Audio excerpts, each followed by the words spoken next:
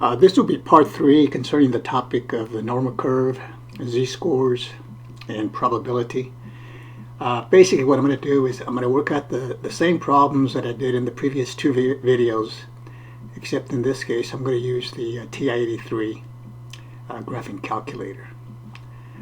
Just to remind you that in the last couple of videos we looked at data that is normally distributed. That is, it forms a normal curve, as I have here in this diagram. And this could be such data as scores on a standardized test, such as an IQ test. It could be the heights of a large sample of the population. It could be weights. It could be data concerning the life of a certain light bulb. But if the data is normally distributed, it's going to form a normal curve, and you're going to have these types of percentages. So notice as you get, remember in this case, the mu, the value in the middle there, represents the mean, and the sigma is the standard deviation.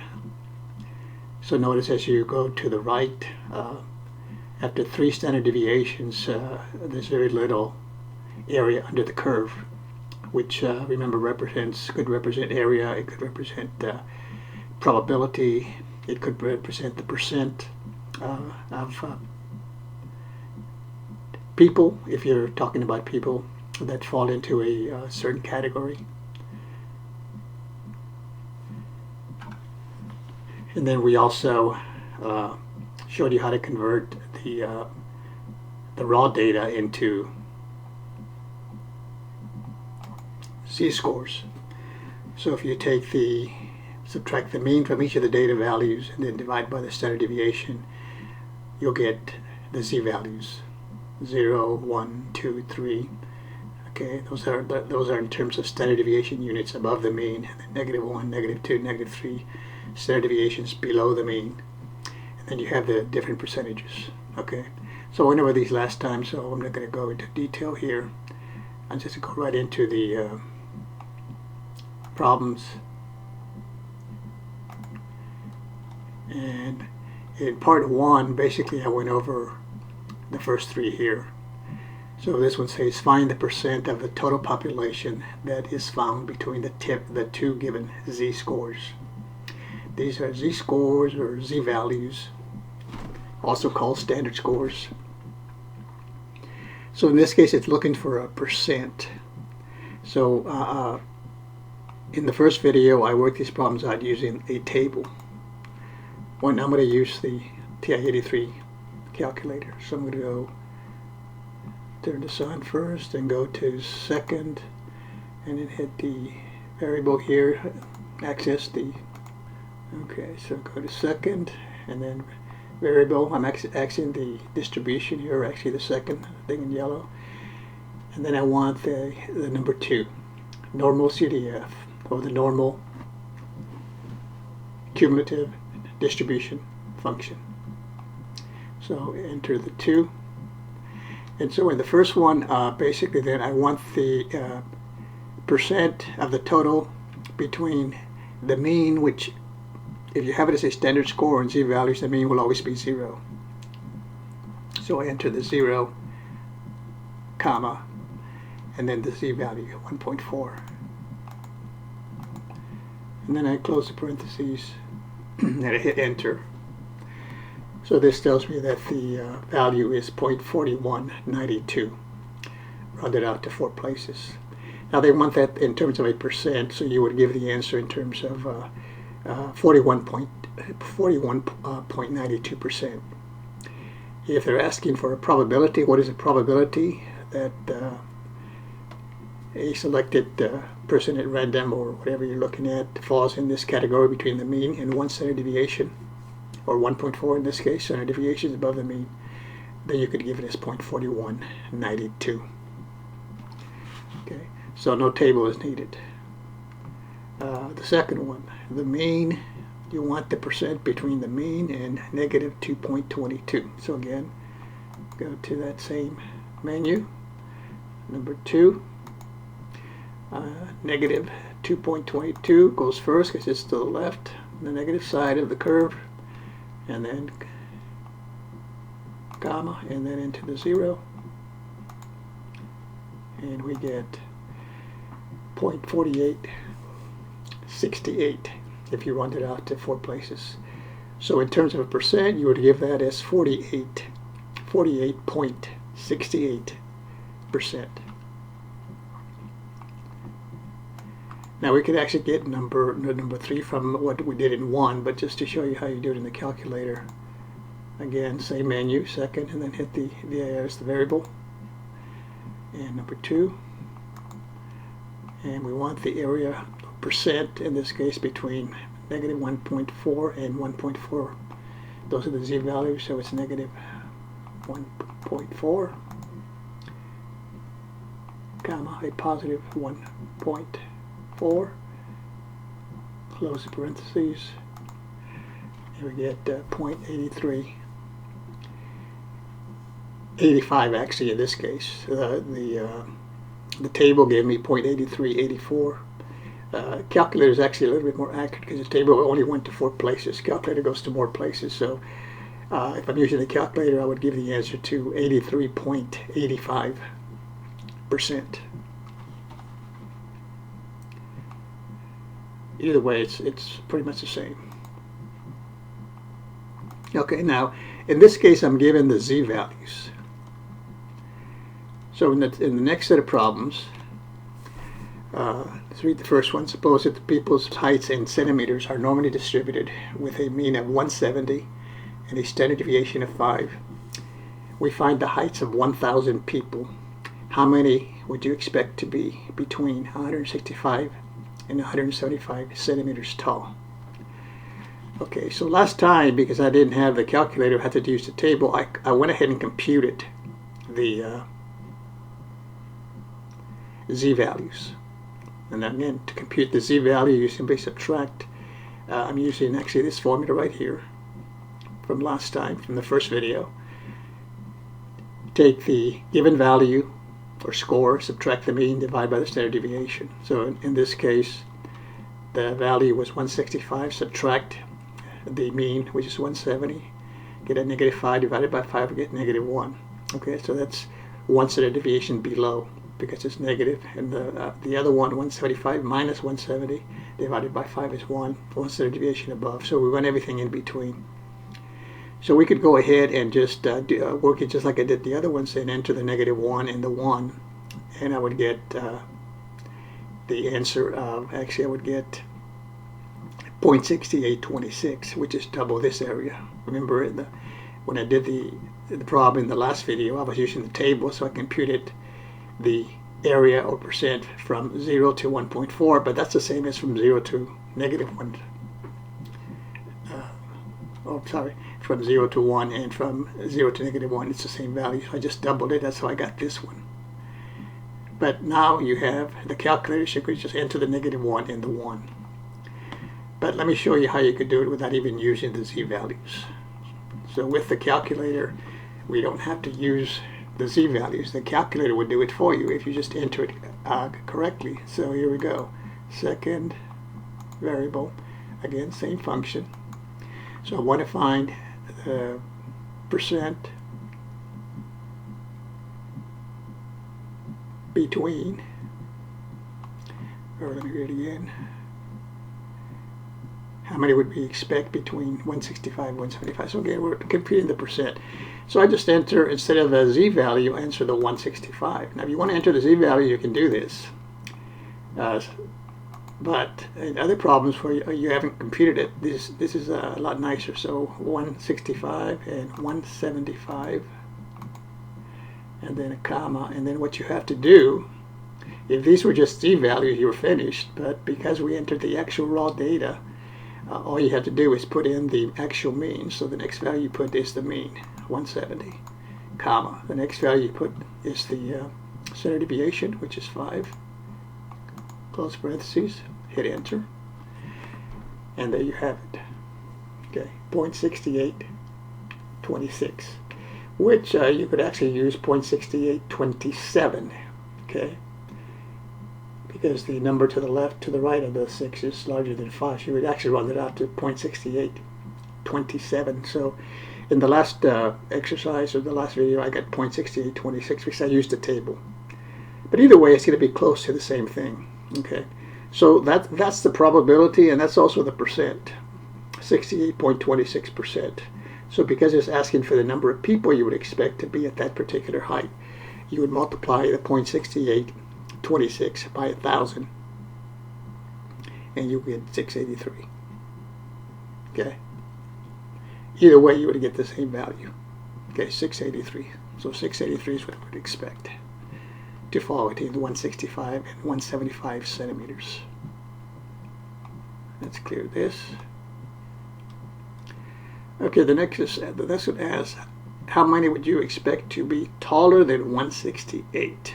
Okay, so this one you have to be careful here. Okay, same function again, number 2. Taller than 168. So 168. So that's taller means all the way to the right. Okay, so here you just want to make sure that you're at least 4 or 5 standard deviations above the mean. Okay, so I would just pick a large number that would guarantee that, and basically 1,000 will do it, 500 will do it, but just to play it safe, I'm going to use 1,000, comma, and as usual, enter the next value put in is the mean, 170, comma, the standard deviation. So what the calculator is doing, it's first computing the z-values for you, and then it's computing the percent or probability depending on what you're looking for. So hit enter, and there we have it. Okay, 0.6554 to 4 places, which is what I got. I had to go a little bit more, notice with the calculations. And again, if you saw that video, you have that, or you can view it. Okay, but 0.6554 is what I have, multiplied by 1,000 and rounded off, I get 655. So 655 we would expect to be taller than 168. Okay, again, the next one, what is the probability that a person selected at random is shorter than 171? Shorter than 171. So again, all the way to the left from that value. So again, I have the z-value there, and like I said, that's how I worked it last time, but here I'm using the calculator, so I'm not going to use the z-value. Number 2.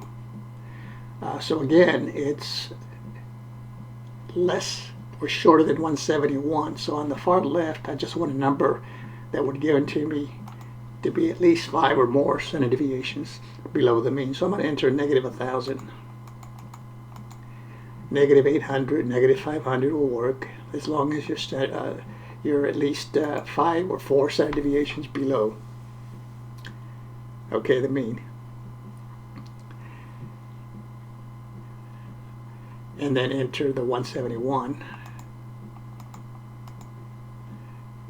And then comma, and then the same procedure, enter the mean. And then whatever the standard deviation is for this particular problem, in this case it's 5. Close parentheses, hit enter, and there you have it, 0.57, run it out to 4 places, 93, which is what I got last time using the table, 0.57, 93.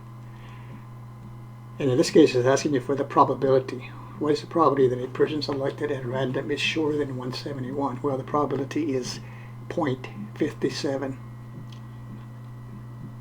93. Now in part D, it's actually using the results of part C. How many of the 1,000 persons would you expect to be shorter than 171?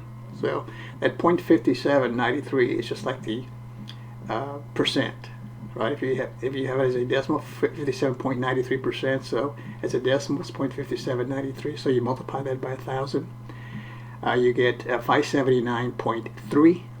Round it off.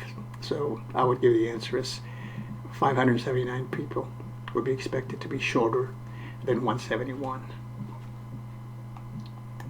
Okay, clear? Okay, so now we get the problem involving an IQ. On standard IQ test, the mean is 100 with a standard deviation of 15. The results come very close to fitting a normal curve. And of course, this method that I'm using now, again, is used when you do have a normal distribution. Okay, so as long as they're telling you that, you can use this method.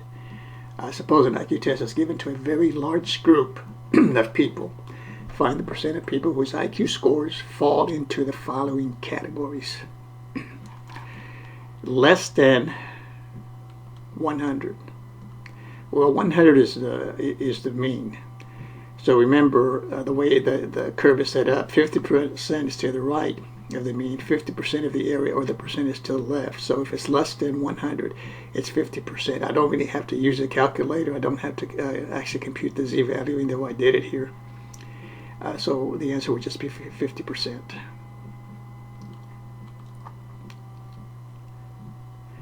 Okay, what percent would have an IQ greater than 145? Okay, again, there's the way I set it up using the table in the last video, but here again I'm going to use the calculator.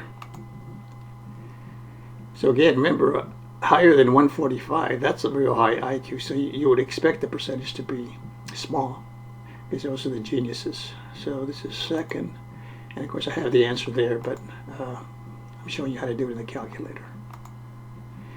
So enter the 145, and then comma, and again, everything to the right. So we want to go way out there. So again, enter a large number, 1,000, comma, and then again, same procedure, enter whatever the mean is for the problem. This is, in this case, 100. Standard deviation is 15. So there it is, 0.013, and again, it wants the percent. So I move the decimal over 2 places to the right and stick the percent sign. So the answer is 0.13%, and that's a pretty small number. Okay, we don't expect too many people to have an IQ higher than 145. Okay, the next one, we want the percent that would have an IQ score between 70 and 130. So again, just what's the percent? So again, same result, same setup. Number 2, and then enter the first value. Again, I'm not using the z-values here because I'm using the calculator. The calculator computes the z-value for you, comma, and 130, and then comma, again enter the mean, 100, standard deviation, 15, close parentheses, and I get 0.9544, and move the decimal over 2 places, and I just rounded it off to the nearest percent, so I gave it as 95%. Okay, clear? Okay, so in problem 3, have a certain light bulb has an average life of 600 hours. Okay, so they're telling you the mean is 600 with a standard deviation of 50 hours. The length of life of the bulb can be closely approximated by a normal curve. Okay, so that tells you this method's also going to work for this problem. A warehouse manager buys and installs 10,000 such bulbs. Find the total number that can be expected to last the following amounts of time. Okay, so if it's asking for the total number, that means total number of bulbs. So first what we do is find the percent, which is again the same thing as the probability. And then we just multiply it by the total number of bulbs installed, which is 10,000. Okay, so again, the first one we don't need a calculator. It says at least 600 hours. That's the mean. Okay, so in terms of a z-value, that would be 0. So to the right is 50% of the total. To the left is 50%. So if it's at least 600, it's everything to the right. That's 50%. Okay, so it wants the number of bulbs, and I have it in parentheses. 50% of 10,000 is 5,000. And that's your answer. Okay, no calculator needed there. In the next one, we want the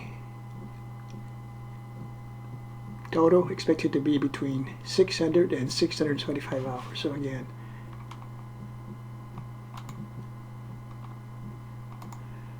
back to the same menu. Number 2, enter the 600, comma, 675,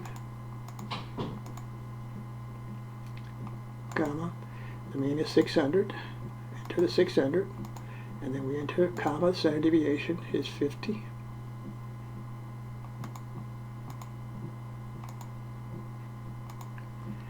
And we get 0.4332 if you round that out to 4 places.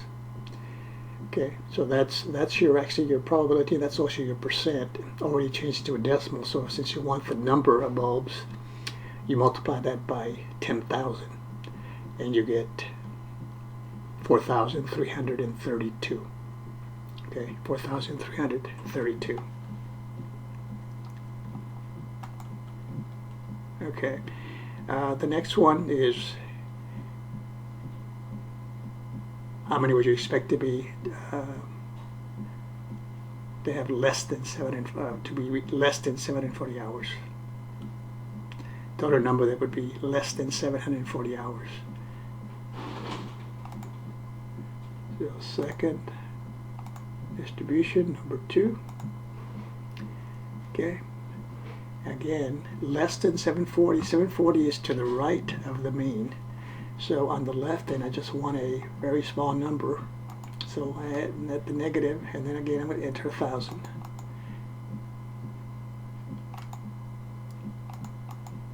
Again, like I said, it could be negative 800.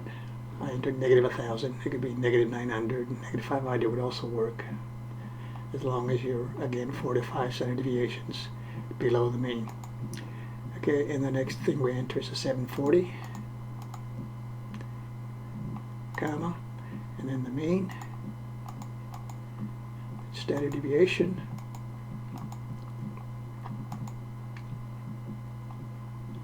hit enter, and we have 99.74. Run that out to 4 places. Okay, that's actually your probability or your percent. So since it wants the number of bulbs, multiply that by 10,000, and the number that would be expected to last less than 740 hours would be 9,974. And that concludes this video. So again, this is the way you would work these types of problems with the graphing calculator. There's other types of probabilities, computations that work out nice with the calculator. I'll look at those later on. But again, as usual, if you have any questions or any suggestions for future videos, please post those. And like I said before, if you subscribe to my channel, I will consider your requests, and I appreciate you watching. We'll see you in the next video.